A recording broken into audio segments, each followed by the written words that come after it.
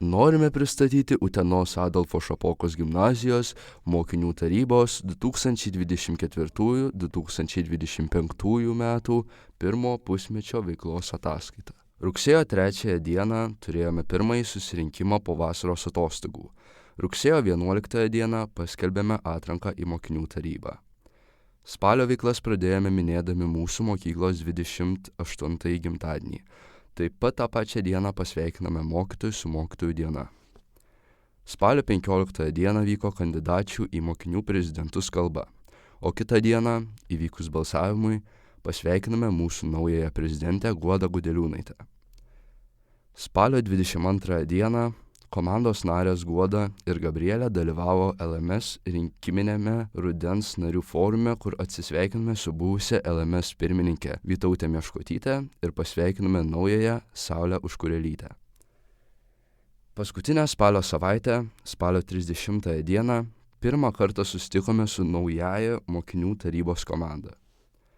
Lapkričio 3 dieną turėjome neformalų vakarą, kurio metu rašėme metų veiklos planą.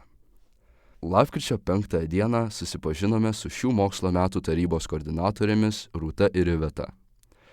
Lapkričio 12 dieną dalyvavome vadovų klube, kurio metu šnekėjome apie mokykloje kylančias problemas ir savoką mokinių taryba. Lapkričio 13 dieną atnaujinome apklausą žinutę mokinių tarybai, kad mokiniams būtų lengviau išreikšti savo nuomonę, pastebėjimus ir norus. Lapkričio 15 dieną minėjome tolerancijos dieną. Šiemet jos tema buvo permainų vėjas, kurią simbolizuoja vėjo malūnėliai. Gimnazijos mokiniai gamino vėjo malūnėlius ir jais puošė mokyklos kiemą. Lapkričio 19 dieną sveikiname mokinių tarybos vaikinus su vyrų diena. Lapkričio 22 dieną minėjome Lietuvos kariuomenės dieną, kurios metu mokiniams paskaitą vedė seržantas Volkus. Gruodžio 1 savaitę gimnazijoje prasidėjo kalėdinis laikotarpis. Kiekvieną penktadienį vyko penktadienio kalėdos. Jų metu mokiniai pertraukų metu ieškodavo prizų. Taip pat vyko kalėdinis žaidimas. Jo metu klasės atlikinėjo užduotis ir rinko taškus. Jau kitą savaitę, gruodžio 13 minėjome arbatos dieną. Dalinome mokiniams šiltą arbatą. Gruodžio 15 dalyvavome UVIOS apskritasis stalas organizuotame renginyje UJA 2024. Kitą dieną apdovanojome klases už dalyvavimą kalėdinėme žaidime. Gruodžio 18 dieną įvyko ilgai lauktas AŠG kalėdinis renginys 2024, kuriame visa mokyklos bendruomenė parodė savo kūrybiškumą. Ir jau kitą dieną išdalinome kalėdinius laiškelius. Paskutinę dieną prieš atostogas dalyvavome LMS organizuotose mokinių tarybų mokymuose, kurių metu gilinome savo žinias įvairiose darbo grupėse bei stiprinome komandos ryšį. Ir gruodžio 23 dieną pradėjome atostogas neformaliu vakaru. Sausio 9 mūsų komandos nariai Guoda, Kernius ir Simonas dalyvavo LMS Utenos padalinio organizuotame padėkos vakare.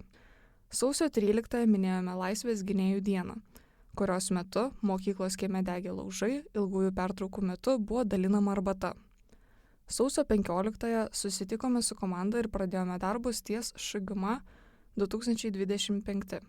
Sausio 21 dieną minėjome sportinių kelnių dieną. Vasario veiklas pradėjome minėdami dieną be kuprinės. Vasario 14 minėjome dvi ypatingas šventes – vasario 16 ir meilės dieną. Ryte mokiniai giedojo himną, prie minėjimo prisidėjo ir mūsų mokyklos jaunieji šauliai. Po pietų mokiniai galėjo džiaugti šilta arbata ir Ugnė su Lukrecija duetu, skaitydami gautus meilės laiškelius. Paskutinę vasario savaitę, 24 dieną, paminėjome Ukrainos karo metines, o kitą dieną aplankėme Vytauto Valiušio keramikos muziejų, kur išgirdome molio istoriją ir susipažinome su pačiu Puodžių karaliumi. Nuo 2024 metų rugsėjo mėnesio turėjome 22 oficialius mokinių tarybos susirinkimus ir ties čia mūsų veiklos tikrai nesibaigė. Laukia dar vienas darbingas pusmetis. Iki kito karto.